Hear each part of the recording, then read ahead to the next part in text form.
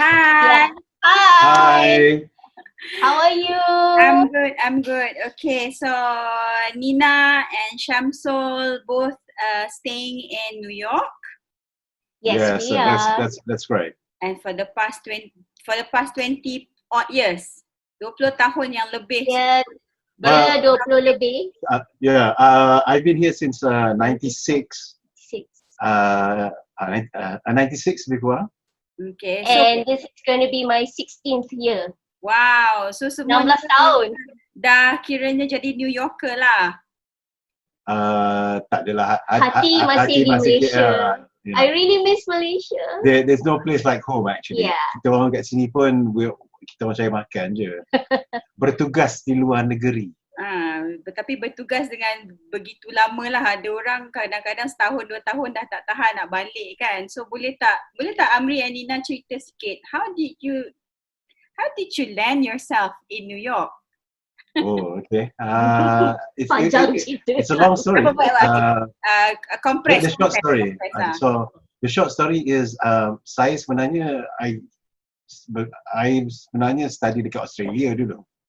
So lepas SPM, I went through a couple of colleges, and then lepas I finally I went down to Australia to do my bachelor's degree lah. Specifically in Melbourne. Melbourne, Australia is the biggest city there. To the place that I was to my university. I attended Deakin University in Geelong, in Victoria, and when I was there, I was involved in a little bit of the student politics. I was a part of the international student community, etc., etc. Aktif lah ni kan. Adalah sikit.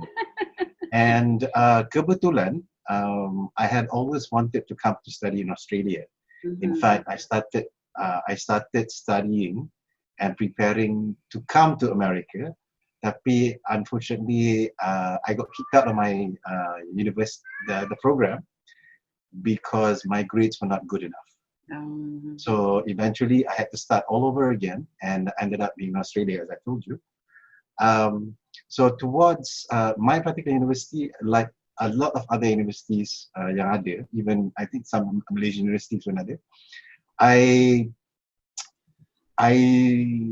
decided to apply for the international exchange program of my university.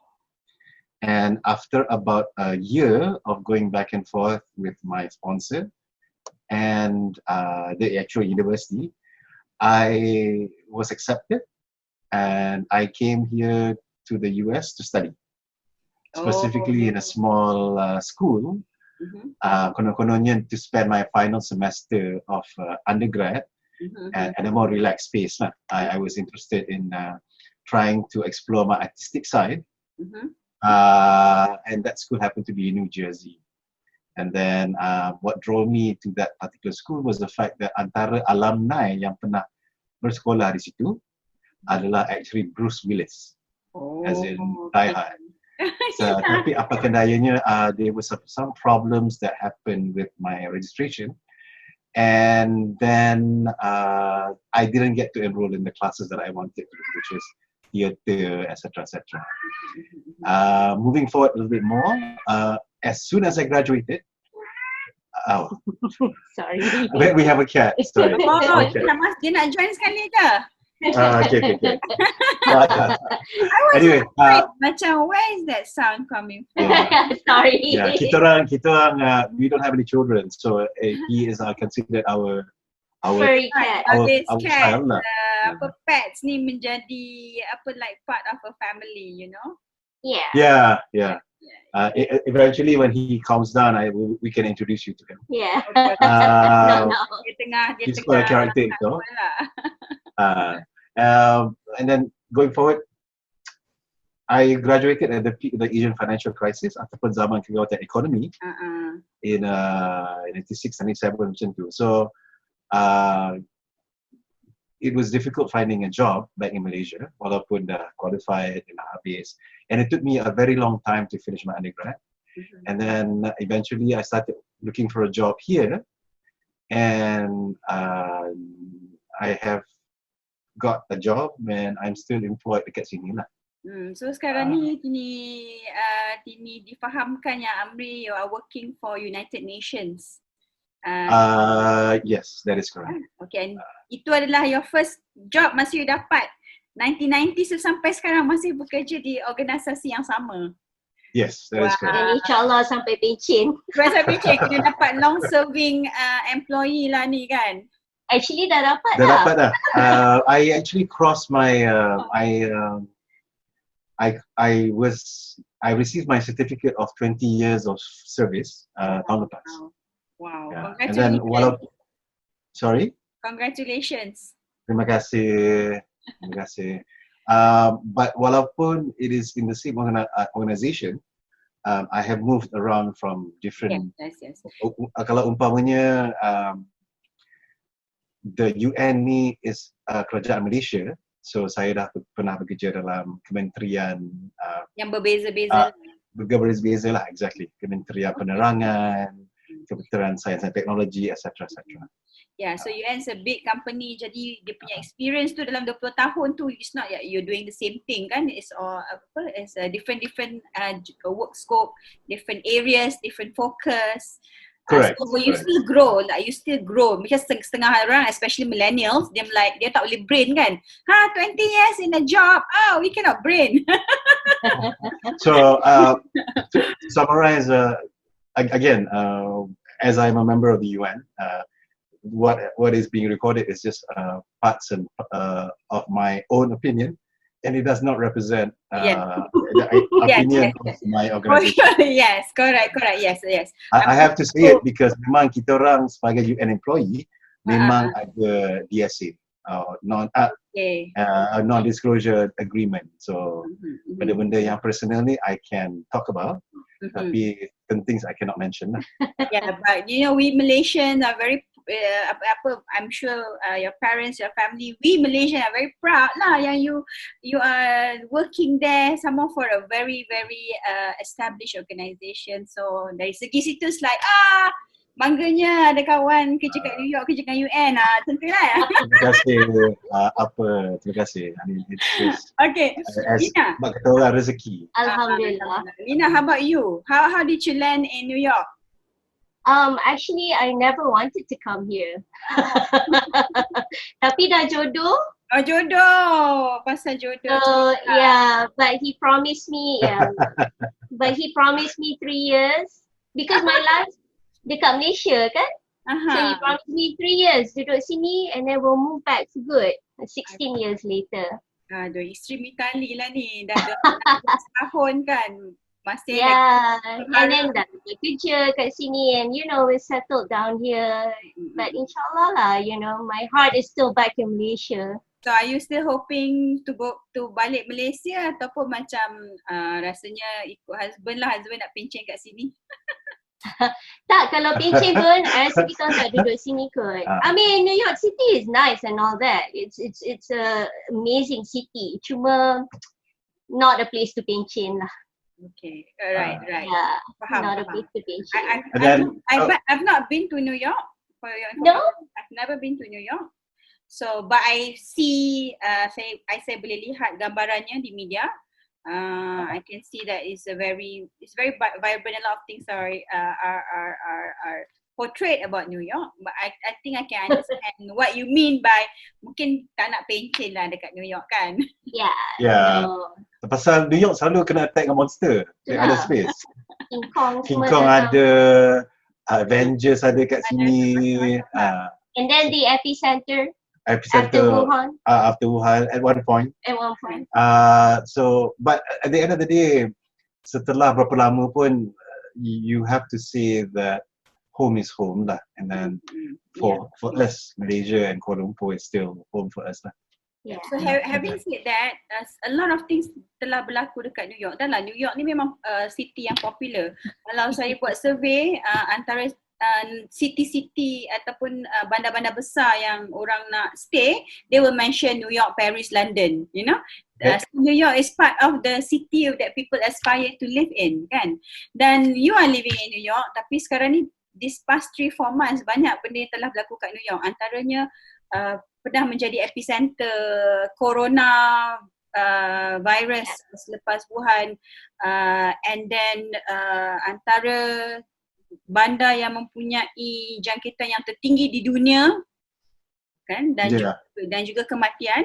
And then selepas itu walaupun New York bukanlah center untuk protes setelah apa yang berlaku kepada George Floyd, but I think banyak juga protes-protes yang berlaku sana pada masa yang sangat singkat. So how are you guys coping with all this commotion? We just stay home.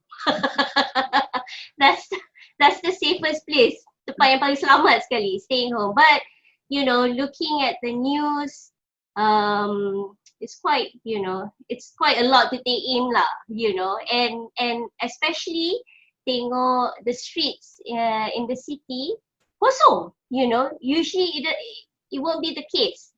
Kalau apa, ribut ke, hujan ke, sentiasa ramai orang. Tapi you know, it's just kosong.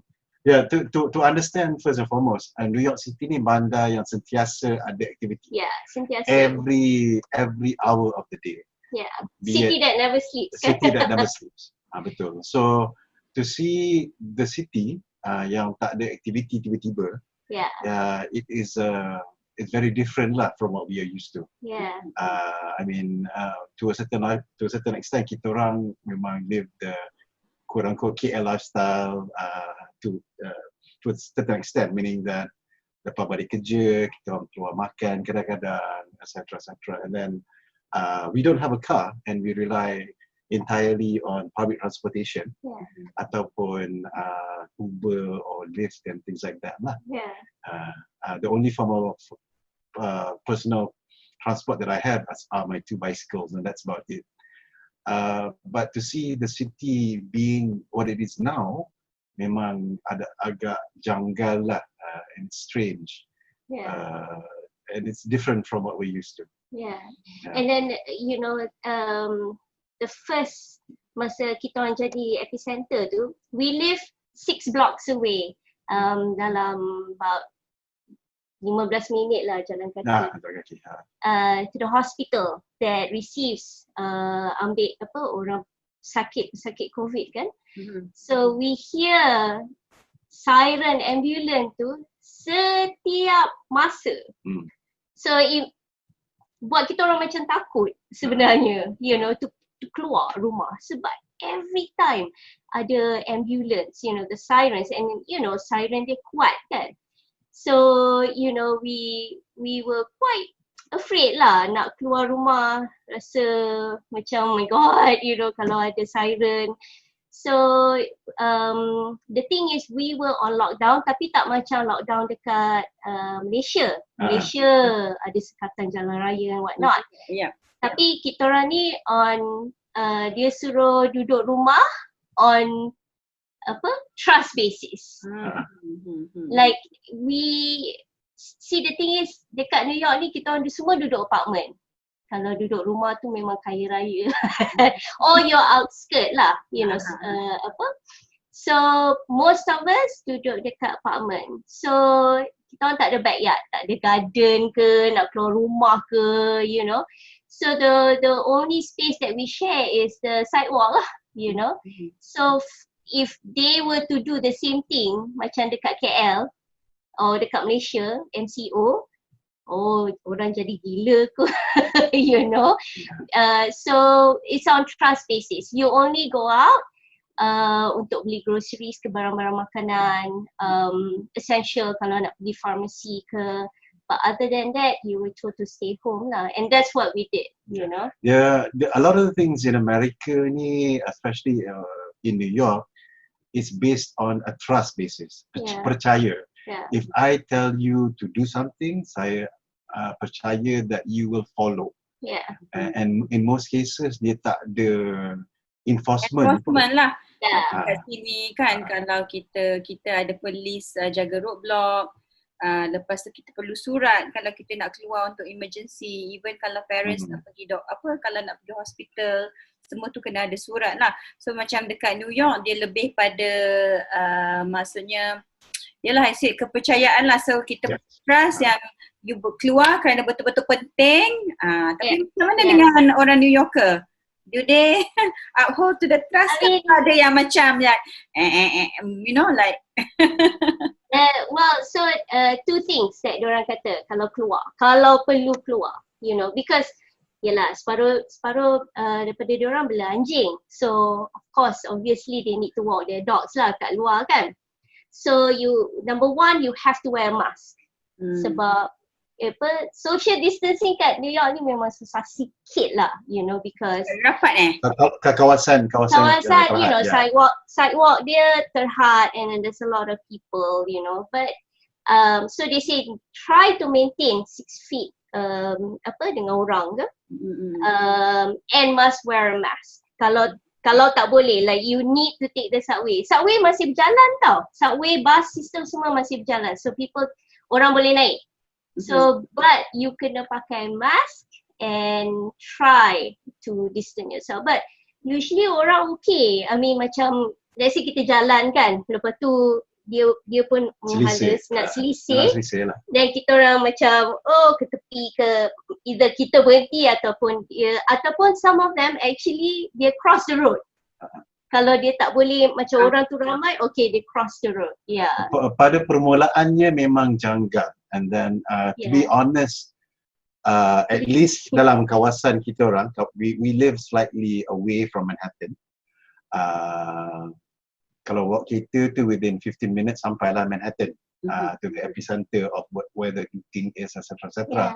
Tapi in our case, pasal kita ambil public transportation, dia jadi setengah jam lah. And subway ni is the local LRT kat sini lah. Kalau diumpamanya kalau dekat London it's called the tube, dekat sini it's called the subway. So anyway, sorry? Kat sini MRT, LRT. Oh yes, exactly. Terminologi tu kami kurang arif sikit lah. So excuse. Kamu tak bagi lepas ni bila border dah buka boleh balik lah, balik raya haji. Sabar ni. Kita sabar insyaAllah. I pun dah, we were talking just coincidentally, my last raya officially in KL was in 1996. So it's been many years. So Amir tak pernah balik langsung ke ke Malaysia? For raya. For raya tak? For raya. Okay. Our parents datang sini.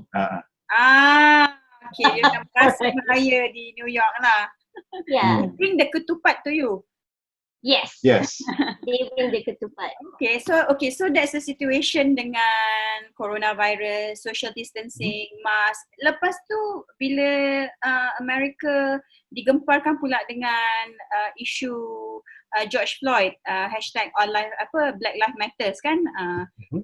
So tambahlah pula dengan dia punya pressure, dia dengan punya stress tu, saya sendiri sebagai seorang yang not within the country, when I watch outside, kita merasa like diorang ni tak takut ke berkumpul, lepas tu buat protes kan, macam sebab kita kat Malaysia kita sangat compliance dengan situation with the government punya regulation.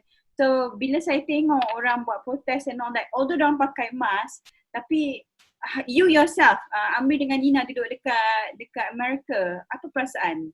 Adakah it's like same sentiment? Same. Bila, well, you know, the protest doesn't happen dekat rumah kita orang lah. So, you know, we don't hear anything and whatnot. Cuma kita orang tengok kat TV. But bila kita orang tengok TV, kita macam, diorang ni tak takut.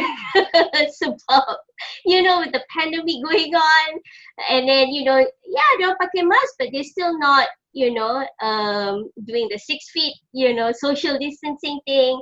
So it's the same dengan kita. Kita pun macam, alamak, the first thing that comes to my mind is, oh no, there's going to be another surge happening.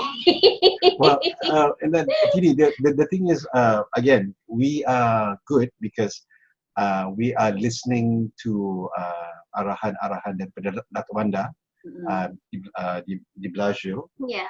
That if you want to care for the fellow New Yorkers, then you stay at home, and that's what we've been doing lah in essence. Tetapi so you have COVID, that's something that we are dealing with, and then saya sendiri pun memang on a daily basis we have meetings at the UN, and we are given instructions sebenarnya to stay at home and work from home. And it's an ongoing thing. We have instructions I have instructions directly from my big boss to stay at home, and I'm in compliance. Saya cakap situation yang happen dekat Manhattan ni. So you have to understand one thing. We both work in Manhattan. So area-area yang berlaku rusuhan ni adalah area-area yang selalu kita orang pergi. From time to time, we have guests that come from Malaysia. Then we have a tendency of volunteer, tunjuk-tunjuk tempat lah. And tunjuk tempat ni area Macy's, area Macy's dan kedai-kedai yang lain yang kena loot, memang kedai-kedai yang kami sendiri selalu pergi. So we, even though we don't see it in front of us, we feel it. Terasa. So frequent tempat tu kan. So jadi dia dah jadi macam tak best lah, because we used to go to this place, sekarang dah pecah, dah tak boleh pergi kan. So, but you have to understand what you see on media kan, Tini. Dia sebenarnya banyak peaceful protest daripada looting tu. Looting tu 2 hari je. Okay.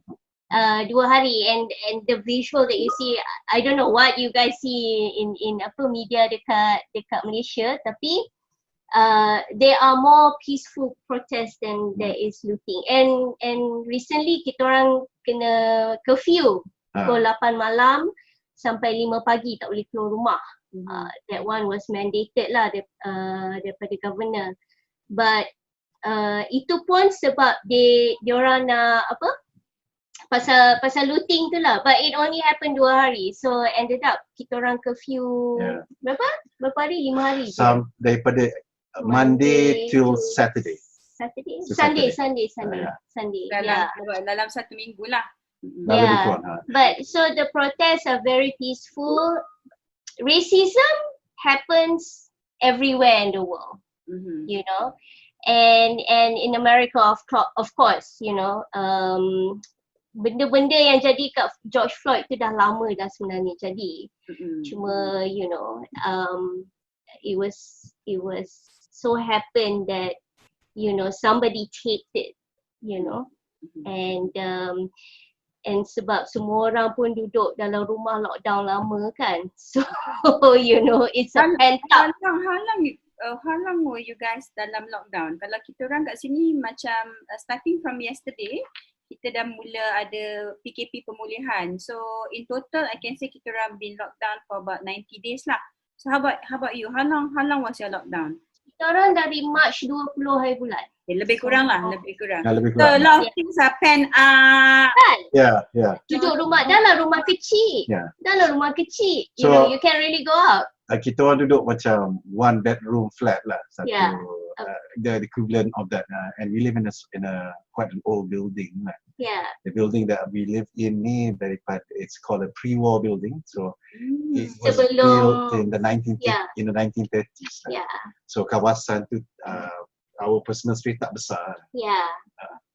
So you know everyone's pent up, you know, duduk rumah bosan ke, tiba-tiba you know ada protes keluar you know, and I mean if you see the video of George Floyd, memang rasa macam apa ni kan, you know, but racism is everywhere in the world. Isu perkawaman antara even in Malaysia, isu perkawaman is very sensitive, regardless of whether it being in America ataupun di Malaysia, di India ataupun etc. It is a sensitive issue, and it remains to be a sensitive issue regardless of where you are in the world. Cuma the difference is it got played out bigger because of course negara ni has a certain influence on the media. So dia persebaran dia is quite quick. The media played a big role. Dan actually kita nampak lah orang Amerika sangat proaktif jugalah, so they go on the street kan. Macam di Malaysia ni kita pernah go on the street untuk certain issues like political issues kan, tapi jarang lah untuk melihat Malaysian anything to go on a protest, even like macam kalau isu kalau dekat masa saya belajar dekat London dulu kan, macam labour union mereka, the train drivers diorang boleh mogok, bus driver boleh mogok, tapi kat Malaysia kita lebih culture kita berbeza kan. Kalau kita bandingkan dengan our western ni. Tapi daripada semua ni yang saya boleh simpulkan even from conversation dengan friends, sebenarnya all life matters. Yes, all life matters. So saya rasa masa MCO ni pun saya banyak baca news pasal pets and animals being abused. And then di Malaysia juga ada beberapa badan wanita juga menyatakan their concern about the increase in abuses due to the lockdown. So I think the lockdown create a lot of stress. Tapi tapi mungkin benda tu dah ada. Cuma it just tip of the iceberg untuk come out. Kan? So and you had a lot of time to think. Banyak masa nak berfikir kan? The lockdown, I guess, because we have friends in all over the world, basically. Di Malaysia, di Indonesia, di London, di Greece, di Rome, etc., etc. So I guess the kesimpulannya, one of the commonalities of what happened with we have started to look internally around things. Benda-benda yang dulunya kita ketepikan atau tak terfikir sangat, we have to take time to think about and look, mengkaji kembali apa yang certain issues lah. So for me, I hope that coming through all this lesson ataupun all this scenario ialah semua kehidupan sebenarnya lah penting kan. All life matters. In fact, kat sini pun ada discussion pasal how our environment have improved so much. Nampak dolphin dekat Portingson. Oh really? Wow. Exactly. That's how the MCO telah pun improve our environment state kan. So a lot of things dalam keadaan stress, dalam keadaan all this a lot of things came out. And for me Isaf, untuk Amri dengan Nina, I hope you're okay. Terima kasih. Thank you very much. And daripada keluarga kan, jadi mungkin like jangan nak cakap rindu sebab berada di perantauan and all that, but I hope both of you are okay. We're good. I mean, thank God for technology. Seriously, with technology, we can video call our parents, video call our friends with you, Yes. So, and dapat news daripada Malaysia, and and everybody, every time, it's so funny, every time something happen dekat New York, kita orang tengah tidur, pagi tu mesti ada, are you guys okay? Are you guys okay? Berjela-jela message, are you guys okay? Cakap, oh, kita orang duduk rumah je. Apa jadi? Kita orang pun tak tahu. we live in a connected world. And then, if anything, COVID has taught us that if you want to connect or reconnect with somebody, all you need to do is just reach out. Kemudahan semua ada. Cuma kemahuan je mungkin ada. Kadang-kadang kita rasa macam nak contact ke, kita dah lama tak contact dia ni, macam okay ke, is it alright? No, suddenly the highway is open, you rasa macam nanti orang tu ingat I just call dia just because, there's always that yes. Oh, just to say hi is fine kan. I'm so glad that I get the opportunity to talk to both of you and get a clearer picture of what's happening in America dekat New York.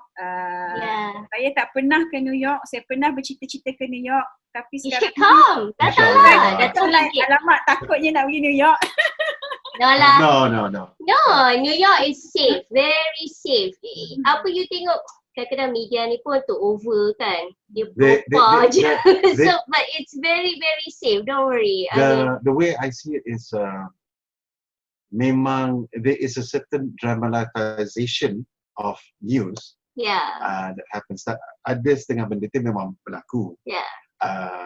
But also there is also insyaAllah they will start showing the good side of New York coming soon. And how we will all get back to the new form of life post-COVID. In my life so far in New York, I was here during 9/11, so I personally saw both the second plane hit the building right in front of my eyes.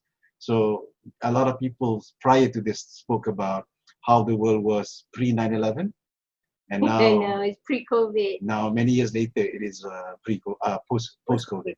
So do you have before we say goodbye, ada tak apa-apa pesanan nak bagi tahu pada orang Malaysia? I mean, this is going to be on social media kan, it's going to be on YouTube, so anybody can watch you. tapi coming from orang Malaysia di New York, kami I don't know, mungkin ada anything you want to The only message that I would like to say is stay home. Duduk rumah. It's the safest, you know. And buat masa ni it's the safest. That's what we've been doing, and Alhamdulillah, you know, we're good, both of us. Alhamdulillah, we haven't killed each other, so that's good. But I think dalam apa-apa musibah pun dia ada kebaikan dia. You only have to look into that. Have faith. Have faith in that. Yeah. Jangan. Alright. Thank you so much, both of you. Thanks for your time. Okay, so we'll keep in touch. Yeah. Okay, dan insyaAllah kalau semuanya okay, mungkin saya akan ke sana ataupun saya jumpa anda di sini. InsyaAllah. Kami mengalu-alukan your arrival, and we will be more than happy to show you around our city. Thanks, boss. Terima kasih. Okay. Take care. Okay, bye-bye. Safe.